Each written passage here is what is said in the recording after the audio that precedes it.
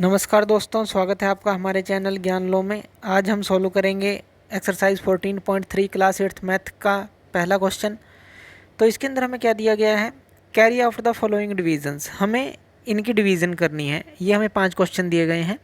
तो पहला क्वेश्चन है हमारे पास 28x4 डिवाइड बाय 56x। तो इसको हमें डिवाइड करना है। तो इसको हम कैसे डिवाइड करेंगे, तो फर्स्ट क्वेश्चन है वो हम कर लेते हैं। तो इसके अंदर हम क्या करेंगे, 28 को इस तरह से लिख लेंगे और x को जितनी भी बार है उतना हम लिख लेंगे। x कितनी बार है, हमारे पास 4 बार है, तो इसलिए हमने x की 4 को इस तरह से ओपन करके लिख लिया। नीचे 56 है, 56 को हम किस तरह से लिख सकते हैं, 56 होता है 28 × 2, तो इस तरह से हम लिख सकते हैं। और इसके साथ क्या है, x है, तो ये चीज़ है। अब हम क्या करेंगे, x से x कैंसिल आउट कर देंगे, 28 से 28 कैंसिल आउट कर देंगे, तो हमारे पास आंसर क्या आ जाएगा, x × x × x, यानी कि यहाँ पर ये क्या आ गया, x की क्यूब डिवाइड बाय नीचे क्या है 2, तो x क्यूब डिवाइड बाय 2, ये हमारा आंसर रहेगा इस केस के लिए। सेकंड क्वेश्चन करते हैं। तो सेकंड क्वेश्चन के अंदर हमें क्या दिया गया है, -36y³ डिवाइड बाय 9y² हमें करना है। तो इसको हम कैसे लिखेंगे, अब देखिए 36 को डिवाइड में जो भी हमारे पास डिजिट होगा उस हिसाब से हम इसको अलग अलग करेंगे।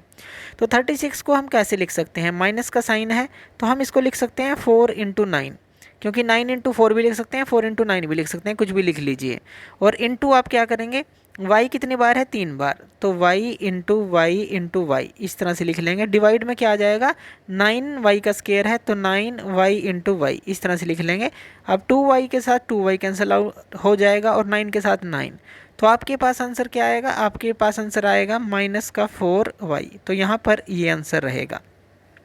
नेक्स्ट क्वेश्चन है, जो थर्ड क्वेश्चन है वो हम कर लेते हैं। थर्ड क्वेश्चन में हमें क्या दिया गया है, 66 pq² r³ को डिवाइड करना है 11 qr² से। तो अब देखिए 66 को हम किस तरह से लिख सकते हैं, 11 × 6 लिख सकते हैं, 11 6 जा 66 होता है, इंटू p है हमारे पास, q का स्क्वायर है यानी कि q 2 बार है, और r की क्यूब है यानी कि r हमारे पास 3 बार है। तो इस तरह से हम इसको लिख लेंगे। डिवाइड में क्या है, 11 qr², तो नीचे आ जाएगा 11 q, r का स्क्वायर है यानी कि r 2 बार, 11 से 11 कैंसिल आउट हो जाएगा, r से r, इस r से इस r को, और q से q को कैंसिल आउट कर देंगे।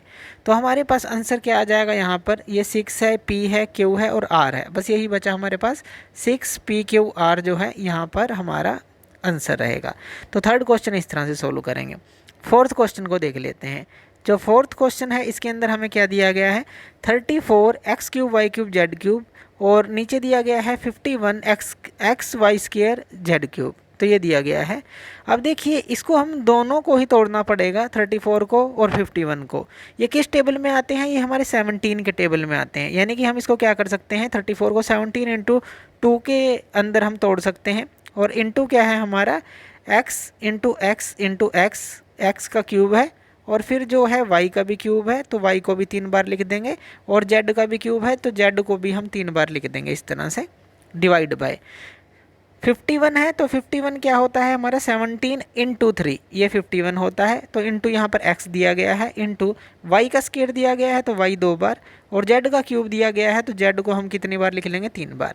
तो 3z से 3z कैंसिल आउट हो गए, 2y से 2y कैंसिल आउट हो गए, 1x से 1x कैंसिल आउट हो गया, 17 से 17 कैंसिल आउट हो गया। तो यहाँ पर क्या बचा, 2 × x × x, यानी कि ये क्या आ गया हमारा 2x², ये क्या आ गया 2x², और डिवाइड में यहाँ पे क्या आ गया, नीचे 3 हमारे पास बचा है ओनली, तो 3 आ जाएगा, यानी कि 2/3 x², ये हमारे पास जो है फोर्थ क्वेश्चन का आंसर आ जाता है। फिफ्थ क्वेश्चन को सॉल्व करते हैं। फिफ्थ क्वेश्चन हमें दिया है 12a8 b8 और डिवाइड बाय माइनस का 6a6 b4। तो जो फिफ्थ क्वेश्चन है इसको चलिए सॉल्व करते हैं। तो 12 को हम क्या लिख सकते हैं, नीचे 6 है, तो इसको हम क्या लिख सकते हैं, 6 × 2 लिख सकते हैं, और इंटू हमारे पास क्या है, a8 b8, तो a को जो है हम 8 बार लिख लेंगे, और b को भी हम 8 बार लिख लेंगे, ओपन कर लेंगे, यानी कि इसको डिवाइड बाय, डिवाइड में क्या है, -6 × a की 6, तो इंटू a की 6 जो है, अभी हम पूरी वैल्यू लिख लेते हैं, और b की 4 है। तो इस तरह से ये क्वेश्चन है हमारे पास। चलिए इसको सॉल्व कर लेते हैं। अब इसके अंदर देखिए जो 6 से है 6 कैंसिल आउट हो जाएगा, उसके बाद देखिए यहाँ पर a 8 है, यहाँ पर a 6 है, यानी कि 6 बार है। तो ऊपर क्या रह जाएगा, पहले हम लिख देते हैं 2, और फिर a कितना रह जाएगा, स्केयर में रह जाएगा, क्योंकि 2 ही a बचेंगे। ऊपर b की 8 है, नीचे b की 4 है पावर, तो ऊपर कितनी रह जाएगी, b की पावर 4 रह जाएगी, क्योंकि ये जब ऊपर जाएगी तो माइनस हो जाएगी उसमें से। तो आंसर क्या आ जाएगा, 2a स्केयर b की 4। तो इस केस के लिए ये आंसर रहेगा।